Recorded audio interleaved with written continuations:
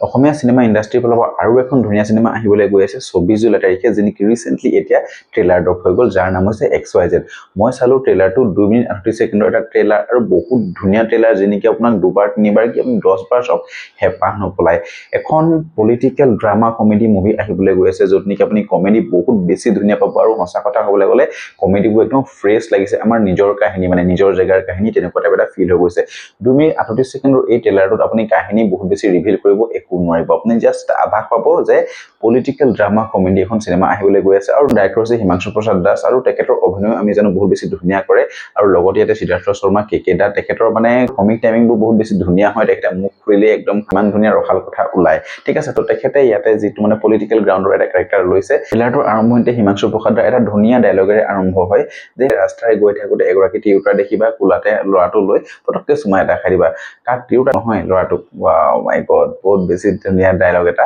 এজনে যায় একদম দৰ্জিৰ ওচৰতে কয় যে দাদা ভাল দিয়া দৰ্জি আছে নেকি জিন্স পেন্ট চিলাবলৈ আৰু তাৰ টি-শাৰ্টত হাইলাইট কি হৈ আছে মেন আইটো কোন বে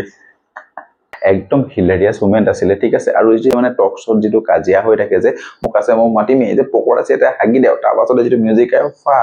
আউটস্ট্যান্ডিং মানে কমেডি ক্ৰিয়েটিভিটি একদম লেভেল হাই ইয়াত গুছি গৈছে ঠিক আছে আৰু এইখন সমস্যা বহুতে হাঁহিব আসলতে আমাৰ অসমীয়া মানুহবোৰে কি কয় সিনেমা লাগে কিন্তু ভাল সিনেমা আহিলে সাপোৰ্ট কৰিব নিবিচাৰে সেইকাৰণে কিছুমান প্ৰবলেম থাকে এইখন সিনেমা মোক শুনা ভাল হ'ব আপোনালোকে চাবলৈ আহিব ট্ৰেইলাৰটো আপোনালোকে নাইছে যদি এতিয়াও সব বহুত বেছি ভাল পাই যাব তো আমি ট্ৰেইলাৰটো দেখিবলৈ পাইছো পলিটিক্যাল ড্ৰামা ৰাখি পেলাই কমেডি সিচুৱেচন বহুত ক্ৰিয়েট কৰিছে আৰু এটা ধুনীয়া ষ্টৰী লাইনো আমি এই মানে ট্ৰেইলাৰটোৰ পৰা গোন্ধ পাইছো তো 24 জুলাইত আমি চাব লাগিব যে কেনেকুৱা ধৰণৰ আহিব এখন সিনেমা মই একদম ফাৰ্স্ট ডে ফাৰ্স্ট শো চাম আৰু আপোনালোকক ৰিভিউটো দিম ট্ৰেইলাৰটো যেতিয়া মই চাইছো তাৰ গ্ৰুপ হৈছে বহুত বেছি ধুনীয়া কমেন্ট কৰিছে মানুহবোৰে আশা কৰিছে আৰু অসমীয়া ইণ্ডাষ্ট্ৰীটো আগবাঢ়ি যোৱাটো প্ৰত্যেকজন অসমীয়াই অসমবাসীয়ে বিচাৰে তো সেইটো কাৰণে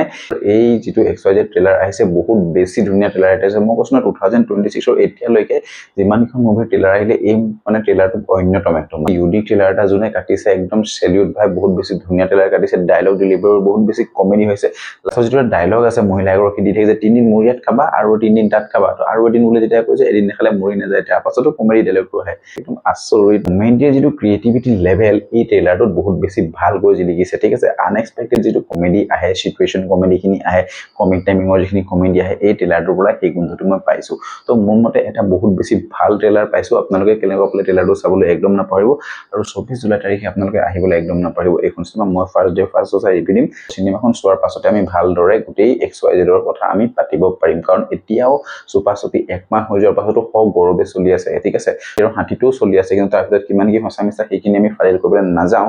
XYZ খনো বহুত বেছি জনপ্ৰিয় হ'ব লাগিব আৰু এইখন চাবলৈও মানুহ আহিব লাগিব ভাল সিনেমা লাগে বুলি কৈ থাকিলেই নহব কিন্তু সেই ভাল সিনেমাক আদৰিব লাগিব আপোনালোকে মোৰ এই ভিডিঅটো কেনেকুৱা পালে জনাবলৈ একদম নাপাহৰিব তো লগ পাইছো নেক্সট ভিডিঅত আজিলে বাই বাই